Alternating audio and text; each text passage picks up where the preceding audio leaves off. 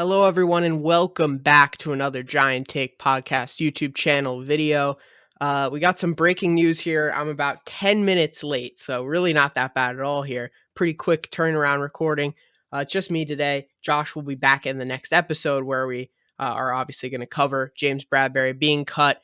But yeah, obviously, just kind of spoiled the video. Um, Kind of not surprising. Everyone's kind of seen it coming for a while at this point. James Bradberry has been released by the New York Giants. We talked about it yesterday in our new episode, kind of the scenarios. So go check that out. But um, I feel like this was just a move that had to happen. You restructure him. You're pushing so much money down the road. You're probably restructuring Leonard Williams. You're restructuring Kenny Galladay. Possibly even more to Adoree Jackson. And I just didn't think that's the right move, the right time for this football team to be doing something like that. So releasing James Bradberry saves a little over 10 million in cap room, and he was set to count 21.9 against the cap this year, 21.9 million. That is obviously leaving a what is that 11.8 dead cap hit, 11.8 million dead cap hit, and now the Giants will have the space to sign their rookies and obviously maybe to make some in-season moves if necessary. And we probably will. This is probably not the end. We might see another cut or two. O'Shane Ximines, possibly Nick Gates. There's some other candidates out there as well, but I do think we will still be seeing other guys also. In terms of what Bradberry's done for the Giants, I mean, he's been a good player. He played 31 games over the last 2 seasons for the Giants. Obviously, he missed one game, or what would that be? 2 games, because last year was 17 games instead of 16. He's 28 years old. He joined from the Panthers under the Dave Gettleman regime, probably his best signing out of all of them. 3 years, 45 million, I believe it was. But of course, we just had to keep backloading him and backloading him and backloading him. And this is kind of where we've gotten because of that. And now we're stuck with, very thin depth at the quarterback position, which I'll get to in a second. I mean, he was in general, he's productive, a 2020 Pro Bowler. He took a little bit of a dip last season, but so did our whole team, to be honest. Bradberry was a solid pro for the Giants team. Nothing bad to say about him. Wish him all the best in the future, unless of course he goes to the Eagles. And in that case, I will not wish him the best, or at least in his footballing career.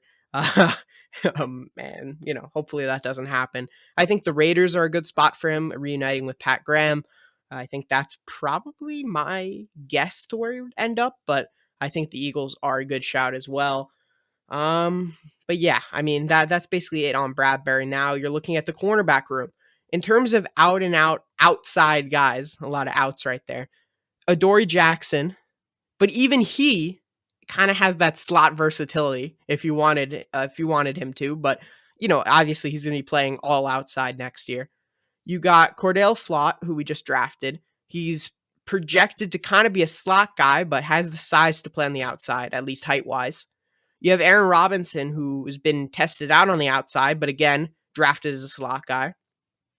Darnay Holmes, who's, I think, really a slot guy. I don't think you move him to the outside. Julian Love, who kind of played a little bit of slot corner, a bit of safety. We've seen him play a bit on the outside, just don't think that's going to be a solution either. So you're really looking at Flott, Robinson, and Adoree Jackson. I think you're going to see another veteran come in here. I saw someone say Jimmy Smith. Not sure about that, but I do think you're going to see a veteran corner come in to be the number 2. Maybe someone like an Isaac Yiadom, my former favorite. And I think we'll see someone come in, not maybe in the next couple weeks, but before training camp for sure, and compete for that cornerback 2 spot, because we certainly need depth now.